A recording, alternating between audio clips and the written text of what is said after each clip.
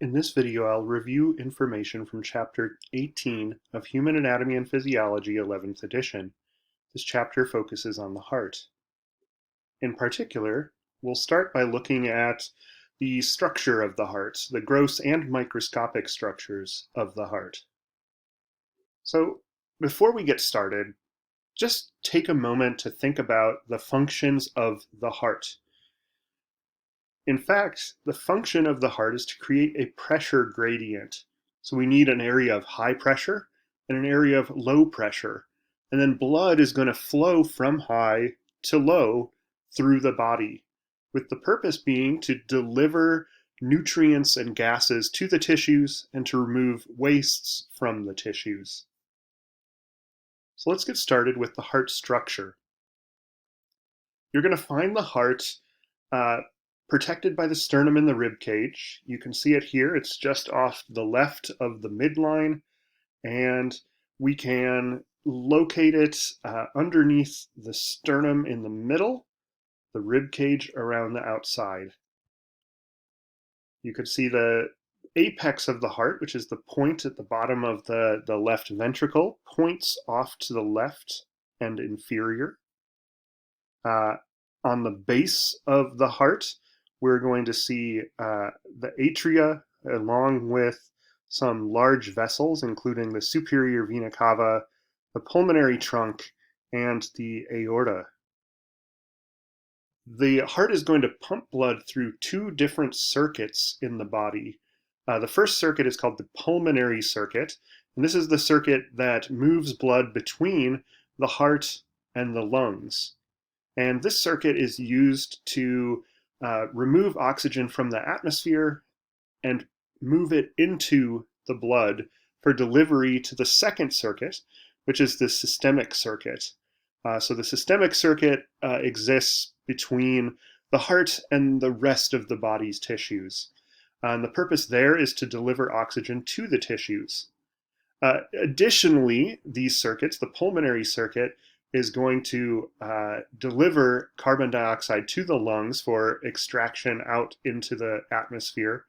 And the systemic circuit will deliver carbon dioxide from the tissues back to the heart. So, bottom line here, we've got these two circuits. Pulmonary is between heart and lungs. Systemic is between heart and all your other tissues. There are also two sides of the heart. And what you're going to find is the deoxygenated blood will be over here on the right side.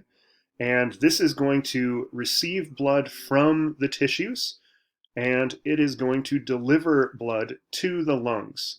So that's the right side of the heart. It's deoxygenated blood from the tissues and deoxygenated blood to the lungs. The left side of the heart deals with oxygenated blood. So it's receiving oxygenated blood from the lungs, and it's delivering oxygenated blood to the tissues. You'll also note that those two sides of the heart consist of four chambers.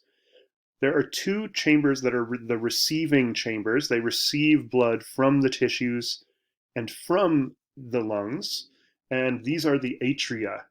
So the right atrium, over here on the right side, it's receiving that deoxygenated blood from the tissues. And the left atrium is receiving oxygenated blood from the lungs. So that's those two chambers on the top of the heart, the atria, the right atrium and the left atrium. The two pumping chambers of the heart are called the ventricles. And again, there's a right ventricle and a left ventricle. The right ventricle pumps blood to the lungs, and the left ventricle pumps oxygenated blood to the tissues of the body. So those are the four chambers of the heart. Those chambers are separated by septa.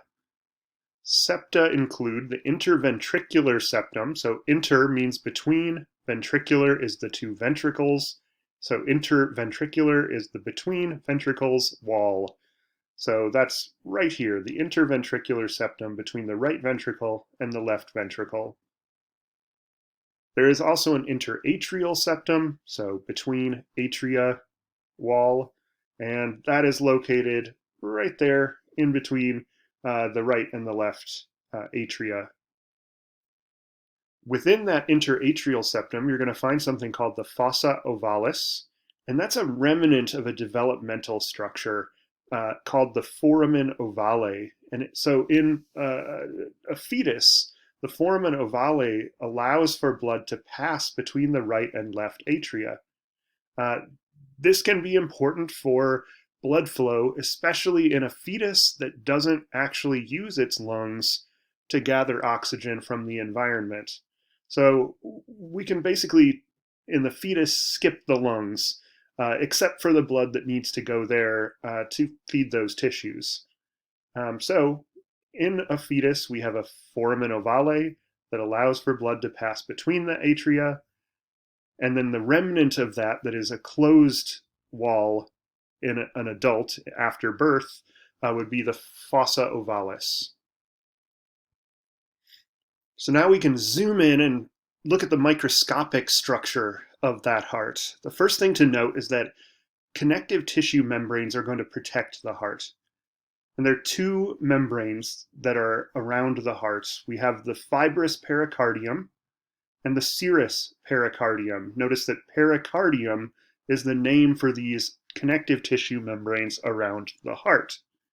So the fibrous pericardium, you can see that in this illustration from your textbook, is the outer connective tissue membrane, and it is serving to anchor and protect the heart. So you can see it's actually connecting it to the surrounding tissues. It's also going to prevent the heart from overfilling. So make sure that it can't stretch out too much. And then inside that is a serous pericardium. Whenever you see the word serous, that suggests that it's releasing or secreting serous fluid into a cavity. And that's true here. So the serous pericardium surrounds a pericardial cavity, and that's shown here. It's an open space that fills with serous fluid that serves to reduce friction around the heart. So we have the fibrous pericardium that is anchoring and protecting, and the serous pericardium that is reducing friction with serous fluid in the pericardial cavity. We can then look at a disease associated or a condition associated with that pericardium, and that's called pericarditis.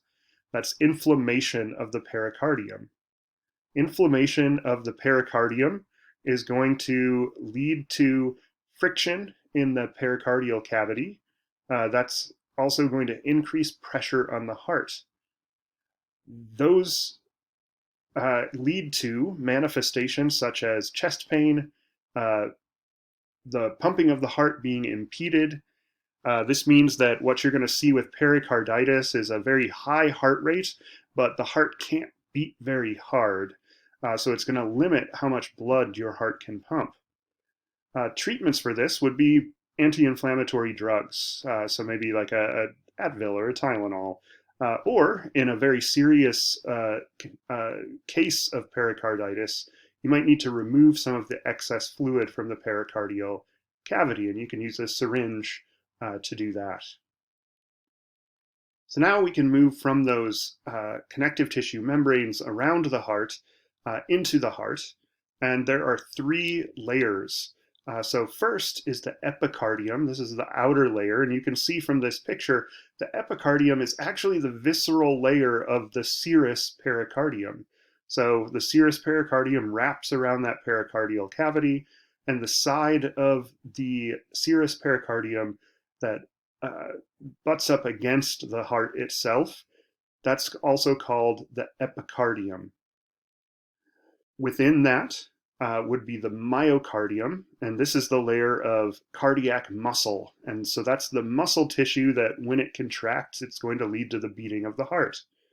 And then finally, the innermost layer would be the endocardium, and that consists of squamous epithelium, and it lines the chambers of the heart. So all the blood is actually going to come up against that endocardium.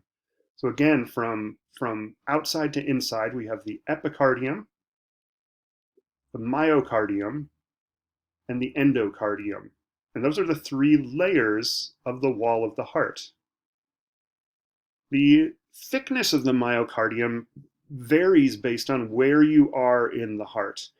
So what you'll notice is that the myocardium around the atria is actually the thinnest of all. Um, and so looking further, you'll see that the myocardium around the left ventricle is actually the thickest, with the myocardium around the right ventricle being somewhere in the middle. So the reason for that difference between the two ventricles is that the thickness around the left ventricle is required because all that extra muscle is needed to pump blood around the whole body. Whereas it can be a little bit thinner around the right ventricle because that only needs to pump blood out to the lungs. If you look at the arrangement of myocardium in the heart, what you're going to notice is that you can see here it kind of wraps around the atria and the ventricles. And this arrangement allows for maximization of the pumping of each of those chambers.